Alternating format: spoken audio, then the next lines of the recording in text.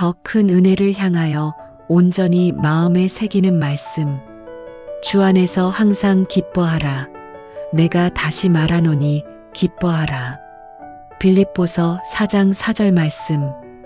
오늘의 이 말씀이 여러분께 위로가 되며 주님 안에서 큰 평안을 누리시는 시간이 되시기를 기도합니다. 오늘 하루 참 애쓰셨습니다. 잠시 하던 일을 멈추고 눈을 감아보세요. 크게 숨을 들이마시고 천천히 내뱉습니다. 당신을 짓누르던 세상의 소음은 잠시 꺼두셔도 좋습니다. 오직 당신과 당신을 사랑하는 이의 음성만 남겨두겠습니다. 지금 이 순간 당신이 어떤 마음으로 이곳에 왔는지 알고 있습니다. 어쩌면 오늘 하루도 버겁게 느껴졌을지 모릅니다. 웃어야 할 것 같은데 웃을 힘이 없었을 수도 있습니다. 괜찮습니다. 여기서는 억지로 웃지 않아도 됩니다. 여기서는 강한 척하지 않아도 됩니다. 혹시 이런 생각을 해보신 적 있으신가요? 기뻐하라는 말씀이 나에게는 너무 먼 얘기 같다. 지금 내 상황에서 어떻게 기뻐할 수 있을까? 그런 의문이 드는 것은 당연합니다. 오히려 그것이 정직한 마음입니다. 하나님은 당신의 그 솔직한 마음을 기뻐하십니다. 가식적인 미소보다 진실한 눈물을 더 귀하게 여기시는 분입니다. 지금 이 시간 당신은 아무것도 하지 않아도 됩니다. 평가받지 않아도 됩니다. 증명하지 않아도 됩니다. 그저 이 소리에 몸을 맡기고 당신을 향한 사랑의 언어에 귀 기울이기만 하면 됩니다. 오늘 우리가 만날 말씀입니다. 주 안에서 항상 기뻐하라. 내가 다시 말하노니 기뻐하라. 빌립보서 4장 4절. 기뻐하라는 이 말씀이 때로는 너무 멀게 느껴졌을지도 모릅니다. 어떻게 기뻐하라는 건지, 무엇으로 기뻐하라는 건지, 오늘 우리는 함께 그 답을 찾아가겠습니다. 사도 바울이 빌립보서를 기록했던 곳, 이 말씀이 쓰인 곳을 상상해 보십시오. 화려한 궁전이 아니었습니다. 따뜻한 예배당도 아니었습니다. 눅눅하고 차가운 지하 감옥. 사도 바울은 쇠사슬에 묶인 채 이 편지를 썼습니다. 그의 손목에는 쇠사슬의 자국이 깊게 패여 있었을 것입니다. 차디찬 돌바닥에서 잠을 청했을 것입니다. 햇빛도 제대로 들지 않는 그곳에서 언제 처형될지도 모르는 불안 속에서 말입니다. 바울이 감옥에 갇힌 이유는 범죄 때문이 아니었습니다. 오직 예수 그리스도를 전했다는 이유만으로였습니다.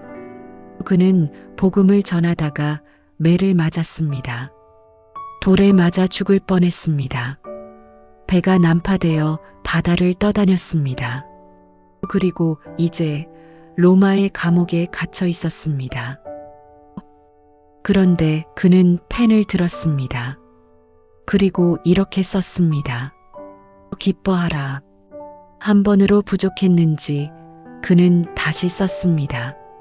내가 다시 말하노니 기뻐하라. 아이러니하지 않습니까?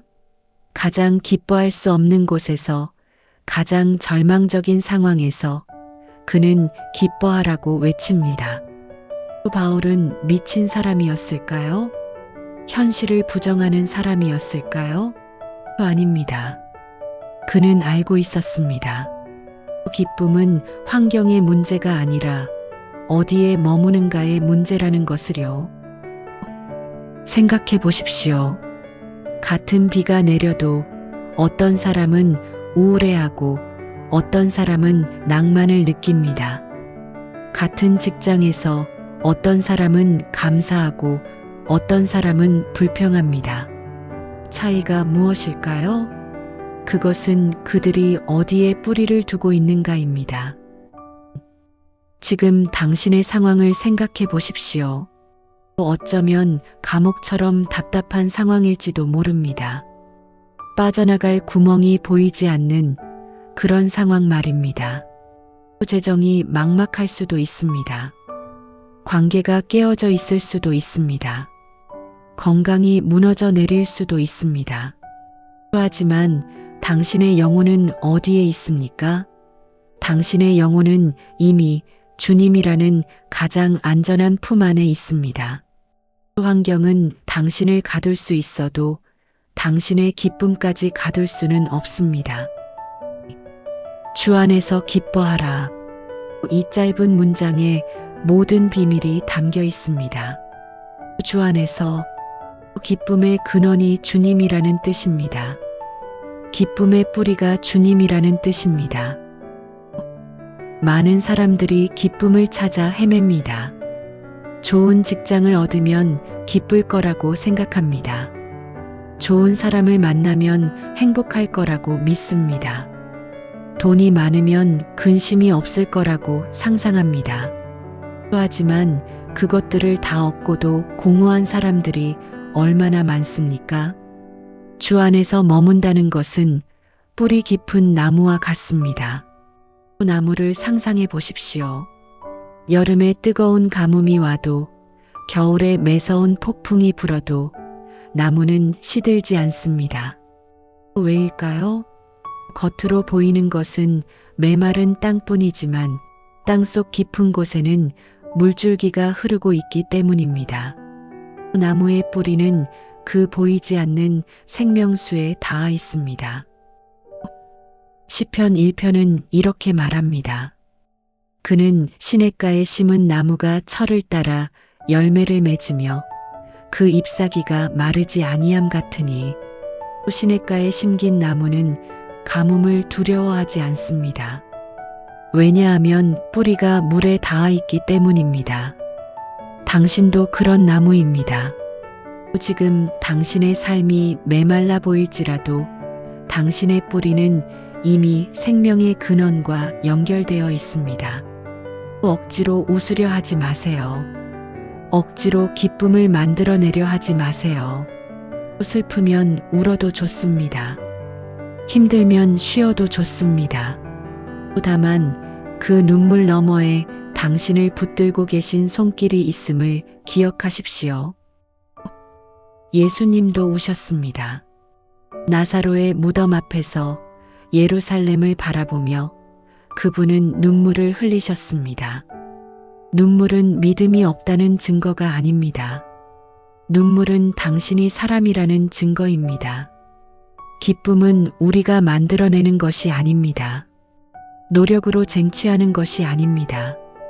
기쁨은 그분께 연결될 때 자연스럽게 흘러들어오는 것입니다.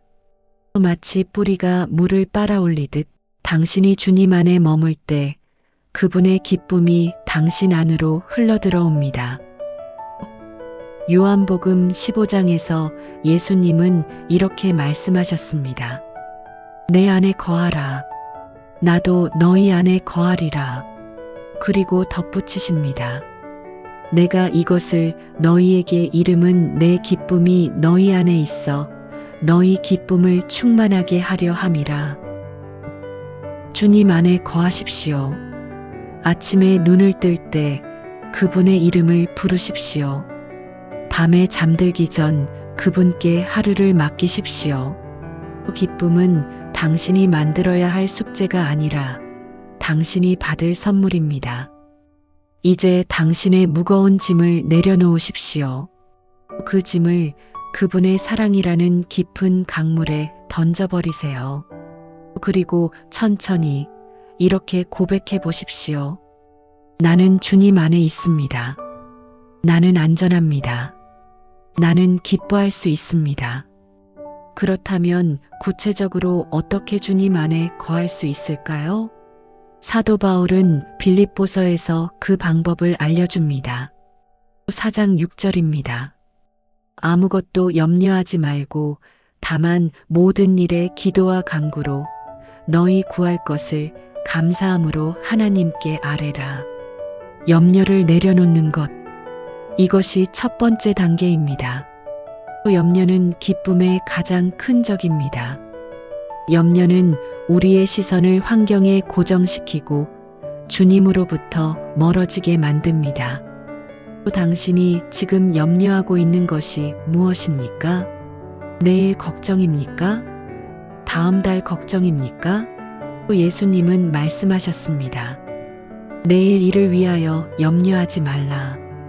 한날의 괴로움은 그날로 족하니라. 두 번째는 기도입니다. 기도는 단순히 우리의 소원을 아뢰는 것이 아닙니다. 기도는 하나님과의 대화이고 그분의 임재 안으로 들어가는 것입니다. 당신이 기도할 때 당신은 주님 안에 거하는 것입니다. 때로 우리는 기도를 너무 어렵게 생각합니다. 멋진 말을 해야 한다고, 오랫동안 무릎 꿇어야 한다고 생각합니다. 하지만 기도는 그저 대화입니다. 주님, 저 오늘 힘들어요. 이것도 기도입니다. 주님, 감사해요. 이것도 기도입니다. 숨 쉬듯 기도하십시오. 걷듯 기도하십시오. 그분은 항상 당신의 음성을 듣고 계십니다. 세 번째는 감사입니다. 사도 바울은 감사함으로 아뢰라고 했습니다. 감사는 기쁨의 통로입니다. 감사하는 마음이 있는 곳에 불평은 사라지고 감사하는 마음이 있는 곳에 기쁨이 찾아옵니다. 지금 이 순간 감사할 것을 찾아보십시오. 작은 것부터 시작하십시오.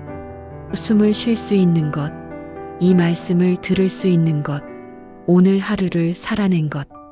감사는 우리의 시선을 바꿉니다. 없는 것이 아닌 있는 것을 보게 합니다. 잃은 것이 아닌 남은 것을 보게 합니다. 그리고 바울은 약속합니다. 그리하면 모든 지각에 뛰어난 하나님의 평강이 그리스도 예수 안에서 너희 마음과 생각을 지키시리라. 모든 지각에 뛰어난 평강. 이것은 이해할 수 없는 평안입니다. 환경으로는 설명할 수 없는 평안입니다. 폭풍 가운데서도 고요한 평안, 가난 가운데서도 흔들리지 않는 평안, 고난 가운데서도 넘치는 평안. 이것이 주님 안에 거하는 자들에게 주어지는 선물입니다. 당신의 마음과 생각을 지키시리라. 당신은 혼자 싸우는 것이 아닙니다. 주님이 당신의 마음을 지키십니다. 당신의 생각이 두려움으로 흔들릴 때 그분이 붙드십니다. 당신의 마음이 절망으로 무너질 때 그분이 세우십니다. 왜냐하면 당신은 주님 안에 있기 때문입니다. 이제 오늘의 시간을 마치며 당신의 삶 위에 축복을 전합니다. 부디 기뻐해야 한다는 강박으로 당신을 다그치지 마십시오. 기쁨은 의무가 아닙니다. 기쁨은 선물입니다. 당신이 지금 슬퍼도 괜찮습니다. 당신이 지금 지쳐도 괜찮습니다. 하지만 이것만 기억하십시오.